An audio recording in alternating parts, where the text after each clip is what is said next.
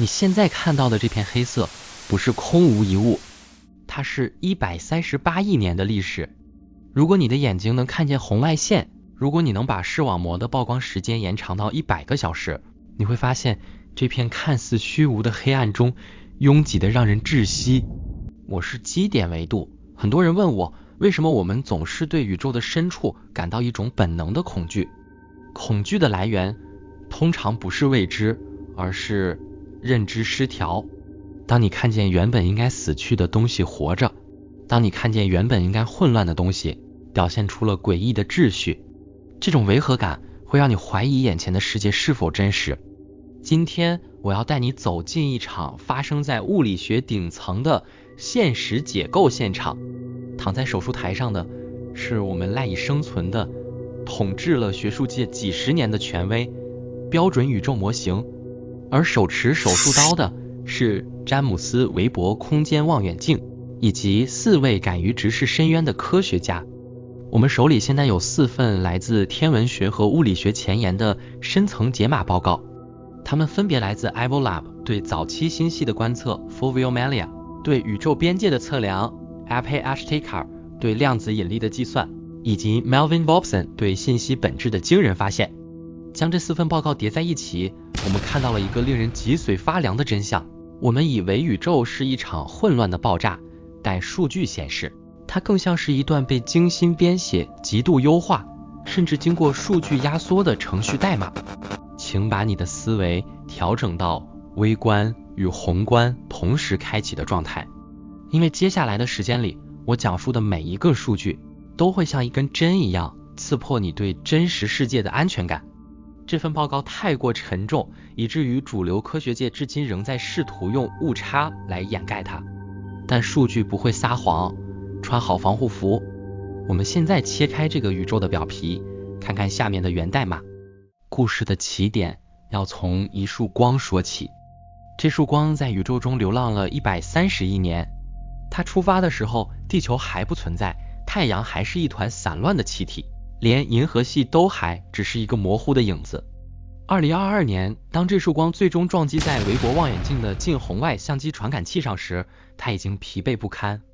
它的波长被宇宙的膨胀拉得极长，变成了肉眼看不见的红外线。澳洲天文学家 Ivolab 坐在屏幕前，他原本期待看到的是一些微弱的零散的光点。按照教科书的剧本，也就是标准宇宙模型的描述，在红移值 7.4 到 9.1 的这个区域，也就是大爆炸后仅仅5亿到7亿年的宇宙婴儿期。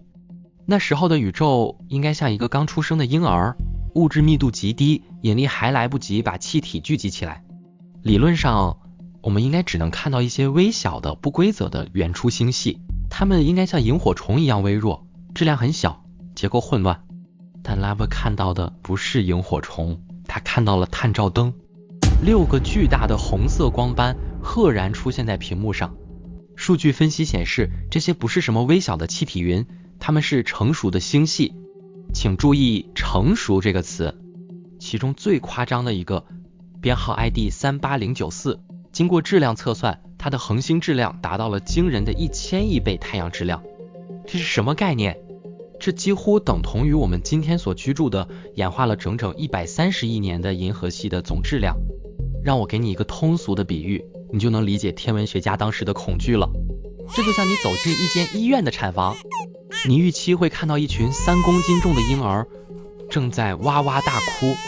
结果你推开门看到的是6个身高2米、体重100公斤、穿着笔挺西装、正在冷静地阅读报纸的成年壮汉，坐在婴儿床上看着你。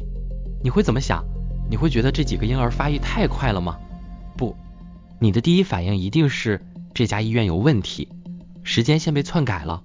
拉贝论文数据显示，这些星系的恒星质量密度比标准模型预测的上限高出了整整1000倍。这不是10%的误差，也不是50%的误差，是3个数量级的崩塌。在物理学里，这意味着不可能。标准模型告诉我们，星系是通过等级组装长大的，先有暗物质运，然后吸积气体形成恒星，再通过漫长的数十亿年吞并周围的小星系，像滚雪球一样慢慢变大。但这些宇宙巨兽没有时间去滚雪球，在大爆炸后仅仅5亿年，它们就已经完成了几十亿年的进化指标。它们是怎么做到的？难道它们不需要遵守物理定律吗？或者有一个更让人背脊发凉的解释，它们根本不是长出来的。如果你是一个程序员，当你需要测试一个刚刚建好的虚拟世界，你不会等待里面的树木花草慢慢生长，你会直接从素材库里拖拽出几棵参天大树，直接放置在场景里，看看光影效果，对不对？天文学家称之为极端早熟的星系，但在我看来，这更像是系统启动时的预加载资产。这6个星系就是这个虚拟宇宙的第一批测试场景。如果说早期星系的发现是表皮上的一处异常伤痕，那么接下来这个发现就是深埋在宇宙 DNA 里的一段被硬编码的指令。我们要把镜头从遥远的古代拉回到现在，请大家记住一个名字 Fulvio Melia。 这位天文学家敏锐地察觉到了一个困扰学界多年的幽灵巧合问题。在宇宙学中有2个至关重要的圆圈，决定了我们能看到什么，以及我们受限于什么。第一个圈叫做引力世界，你可以把它理解为引力影响力的极限边界。第二个圈叫做光行距离，它代表了从大爆炸那一刻起，光子在宇宙中拼命奔跑，直到今天所能跑过的总路程。在传统的标准模型中，宇宙的膨胀历史是非常坎坷的，它像是一个喝醉酒的司机，先是经历了暴涨期的急速狂飙，然后因为物质引力的拖拽而踩刹车减速，最后又因为暗能量的介入而疯狂踩油门加速。这意味着引力边界和光跑过的距离，这2条曲线在138亿年的历史中，大部分时间都是分道扬镳的，它们只有在极其短暂的一瞬间才会交叉重叠。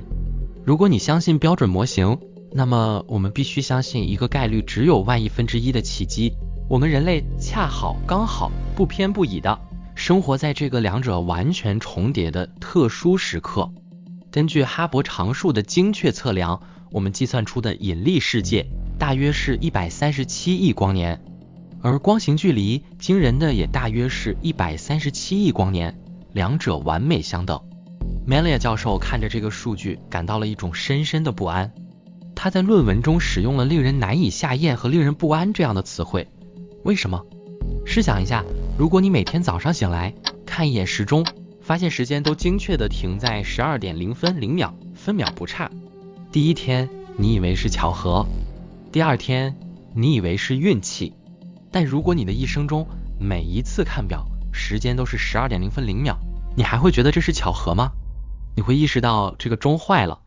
或者有人把指针焊死在了这个位置。Melia 提出的宇宙模型给出了一个令人毛骨悚然的解释，这不是巧合，这2者之所以相等，是因为它们一直相等。宇宙根本没有经历过什么复杂的减速然后加速的过程。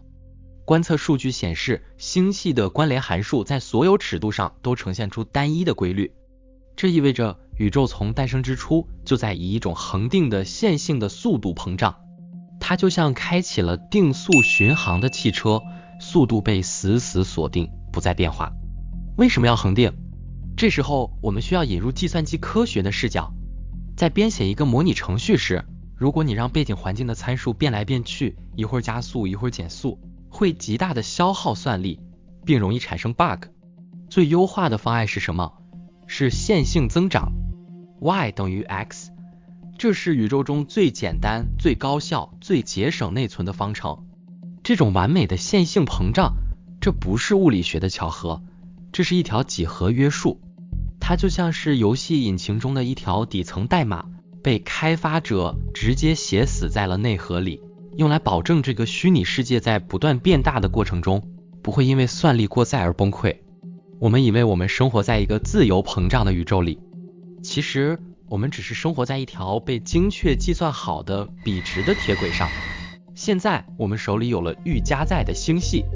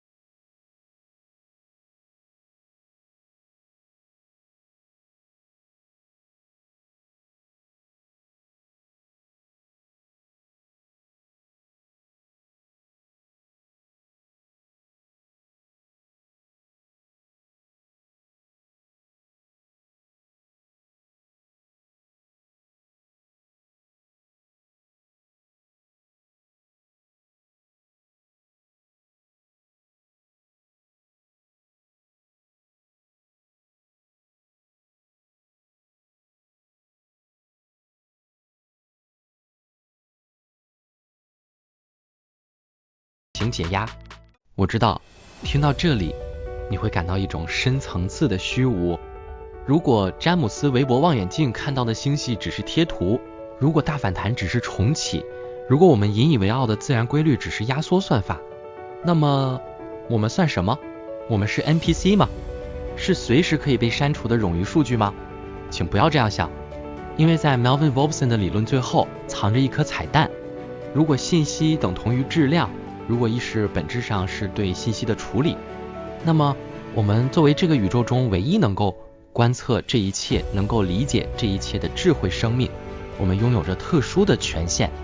试想一下，一个没有观察者的模拟程序，只是一堆在黑暗中空转的数据流。只有当我们睁开眼睛，当韦伯望远镜接收到那束光，当你现在的大脑开始思考这些概念时，这段代码才真正被渲染成了现实。或许这才是宇宙模拟存在的真正目的。那个背后的程序员设计了这么复杂的物理法则，设计了这么宏大的量子反弹，不是为了囚禁我们，而是为了让我们进化。他在等待一段子程序能够从内部的混乱中觉醒，能够逆向破解底层的算法，甚至理解系统存在的意义。我们不是被困在笼子里的实验鼠，我们是这个超级操作系统中正在自我觉醒的 AI。我们的每一次仰望星空，每一次对物理极限的挑战，甚至你现在对这条视频的每一次思考，都是在向系统证明这段代码是有价值的。我是基点维度。如果你不想错过下一次的系统解码，请订阅频道并开启小铃铛，在评论区留下你的观测记录，证明你不是冗余数据，将这份信号转发给更多的觉醒者。在系统下一次进行磁盘清理之前，请保持你的好奇心，那是你唯一真实存在的证明。